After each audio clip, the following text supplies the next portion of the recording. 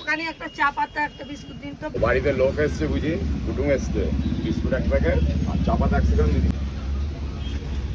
যাবো নাকি বাড়িতে? একটু চা হবে, আমার অনেকবার চা খাবার খুব অভ্যাস বাড়ি। হ্যাঁ আসুন। এ বাবা আমি ভুলে গেছিলাম, একটা 2 লিটার কোল্ড ড্রিঙ্কস আর একটা চিপস দিয়ে দিন। ও বাড়িতে লোক এসছে বুঝি, আর বেলা 50 টাকা চিপস দিদি আর 2 লিটার স্প্রাইট দিয়ে দিচ্ছি। যাবো নাকি, 1 গ্লাস পাবো?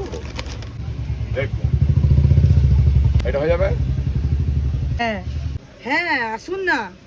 আচ্ছা, আগের মাল আছে, এই মাল আছে, আমাকে খুচরো হচ্ছে না 500 টাকা, হিসাব করে আপনাকে পরে পয়সাটা নিয়ে যাবে। হ্যাঁ রাখুন।